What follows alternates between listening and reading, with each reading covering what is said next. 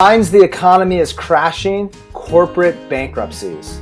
Welcome to the Red to Black podcast, hosted by Werner and Mario. Mario, what are you seeing on the ground or over the news waves in terms of corporate bankruptcies? That's real simple, Werner. When you load up on debt and you're not able to pay back the assets that you're buying, or the company that's taking on that debt is not able to pay back principal plus interest, it's eventually going to crumble. And that's what's happened. That's what we're watching in the public debt markets is these zombie companies have been taking on more and more debt, cheap debt, trying to keep the trains on the track. They're taking on debt, and eventually the banks say, "Hey, you're missing payments. You're missing payments. You got to pay us back," and they're not able to pay back because they're not investing that in a business or in an asset that's able to pay back principal plus interest. It's a folly that these corporations are going down, even individuals are going down, is taking on debt and putting it into assets that aren't going to be able to pay back the debt. Yeah, you would never, when I was growing up and I was a competitive swimmer, I was training to go to junior nationals and I just never made the mark. I was a few seconds off in like the 100 butterfly. So if they wanted to put me in, maybe the coach somehow finagles it and says, "Hey, get this guy in. I really like him. Let's get him into junior nationals." Right? You like overshadow my performance. You fake my performance by putting me into an event that I have not earned. That's what's going on with these companies.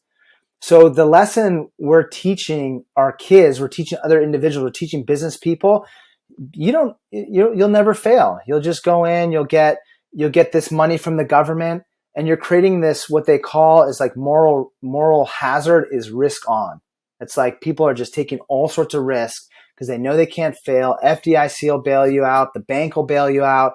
There's a complete like disconnect between, let's say, the sporting world where your performance tells you whether or not you're going to the next level, and this business world where it's just like, oh yeah, we're in mortgage forbearance, we're in this, we're in that. You're Pinterest. You pay, you issue equities to make more money. You're IPOs. You must be a great company.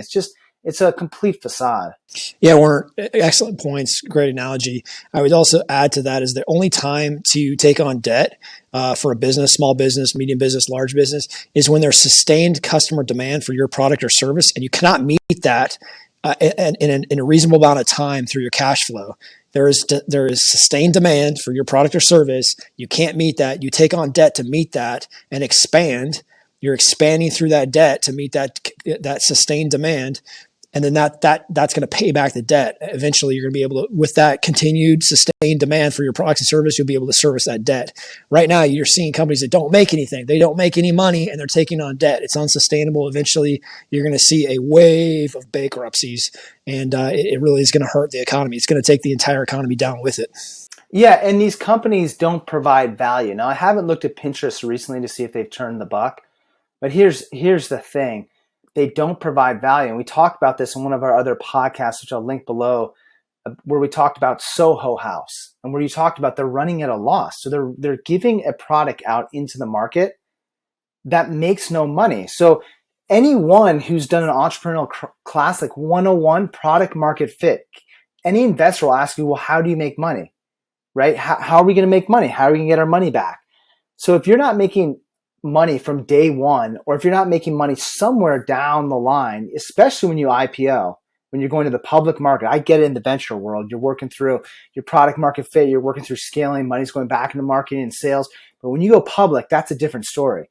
If you're not making money, then you're just offering a service that has no business being out there. I don't care if everyone loves Pinterest or they love F45 or they love honestly, if it can't make money, it has no business being in business. Those are the hard, cold facts. And what it does in the future is, this is what people don't look at.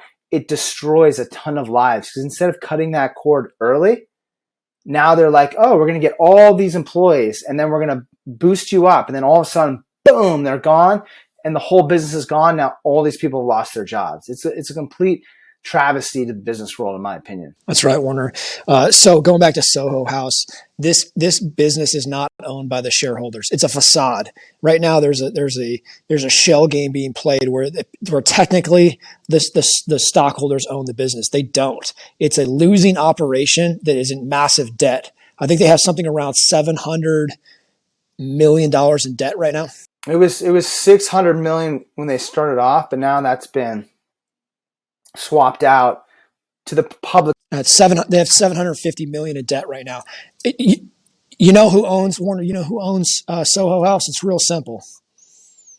Who owns that 750 million of debt? That whatever the banks that own that debt, that's who owns it. It's not the stockholders. Stockholders are going to get an absolute haircut, and even some bondholders are going to get a haircut because that 750 million, the assets that Soho House own are not worth $750 million. There's massive haircuts coming to the bondholders and the banks, and the stockholders get completely whacked out. Yeah, and the reason we're talking about this, guys, for our listeners is we keep harping on the same thing because you can get caught in the hype, in the marketing and the euphoria of a market, or just of the marketing of that business alone. Hey, come and invest. We're a great business. Well, prove to me you're a great business. How would you determine if they're a great business? You would go and look at their cash flow statement. It's very simple. If you want to drill it down to its essence, go to the company and say, hey, do you make money? Nope. Okay, on to the next. Go find another company that makes money. I don't care how sexy it is. Then number two, if I give you my money, will you give me money back? Oh, we're not at that stage yet. Well, thank you so much for talking to me, but I'm going to go find a company or an investment that will pay me to own it. If you just hit those two, I wish I knew that early on. If you just hit those two wickets, it'll save you a whole ton of wasted effort, wasted money, wasted time going into these facades of businesses. That's right, Warner. There's some hard lessons coming for folks that are investing in the Russell 2000 or the small cap, mid cap companies, these index funds that are offering small cap investments or mid cap investments. There is a massive heartache coming for those folks that thought, well, I index fund. I've diversified my risk. I've invested into small caps, medium cap, large cap. No, you're going to take a massive haircut on those companies because they're worthless. They don't make money. Their stock is worthless. They're actually owned by the bondholders and the banks, and even the bondholders don't have the covenants they used to. There's very weak covenants on the bonds. It's basically the banks are going to take back. They're going to take an absolute haircut. The stockholders get completely wiped out. Bondholders take a massive haircut, and basically the banks have to take a loss because these buildings are not worth $750 million. You're running this operation. It loses money every day. It burns through $100 million a quarter. It burns through $100 million a quarter, and it's somehow a publicly traded company. It's a crime. Yeah, it's complete insanity because here's what you're going to see. All these companies are being propped up by these fake public markets. Number one, by investor euphoria.